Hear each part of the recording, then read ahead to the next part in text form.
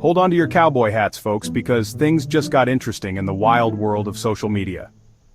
On December 6, 2024, a federal judge decided to block Montana's attempt to ban TikTok. That's right, the state that brought you Yellowstone and Huckleberries tried to outlaw everyone's favorite app for dancing teenagers and questionable life hacks. The judge, however, wasn't convinced. He issued a temporary injunction, putting the brakes on Montana's plan to make TikTok disappear from app stores on January 1st. This decision is a big deal, not just for TikTok and its users in Montana, but for the future of free speech online. You see, the First Amendment to the U.S. Constitution is kind of a big deal. It protects our right to freedom of speech, and in the digital age, that includes what we say and do online. This judge's decision suggests that simply being worried about a foreign government snooping on our data might not be enough to justify banning an entire platform. Now, this doesn't mean the fight is over. In fact, it's probably just getting started. But for now, TikTok lives to dance another day in Big Sky country. So, why was Montana so eager to hit the delete button on TikTok in the first place? Well, they were worried about data privacy and national security, and they pointed a finger straight at TikTok's parent company, ByteDance, which happens to be based in China. See, China has these laws that could potentially force companies like ByteDance to hand over user data to the government. That means information about what you watch, what you like, even who you message on TikTok, could potentially end up in the hands of the Chinese government. Now, imagine you're Montana. You're a state with a proud history of independence and a healthy dose of skepticism towards big government, especially when that government is thousands of miles away.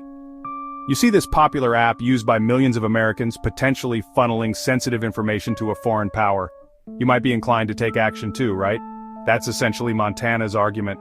They see TikTok as a potential national security risk, a backdoor for the Chinese government to gather information on U.S. citizens. They argue that protecting their citizens' data and privacy outweighs any potential free speech concerns. TikTok, for their part, cried foul. They argued that Montana's ban was like using a sledgehammer to swat a fly, a massive overreaction to hypothetical concerns. They insist that they've never shared user data with the Chinese government, and they have strict security measures in place to prevent that from ever happening. TikTok claims they're being unfairly targeted simply because of their parent company's origins. They argue that this ban sets a dangerous precedent, where any company with ties to a foreign country could be subject to similar restrictions. They insist that their platform is a valuable tool for free expression, connecting people around the world through shared videos and creativity. Banning TikTok, they say, would be a loss for free speech and cultural exchange. The judge's decision to block Montana's ban is a significant victory for TikTok, but it's far from the final word. This case is likely headed for a lengthy legal battle, with both sides digging in their heels and presenting their arguments. The outcome of this case could have major implications for the future of TikTok in the US and beyond. If Montana ultimately prevails, it could embolden other states and even the federal government to pursue similar bans. This could create a patchwork of regulations across the country, making it difficult for companies like TikTok to operate. On the other hand, if TikTok succeeds in overturning the ban, it would send a strong message about the importance of free speech online, even when national security concerns are at play.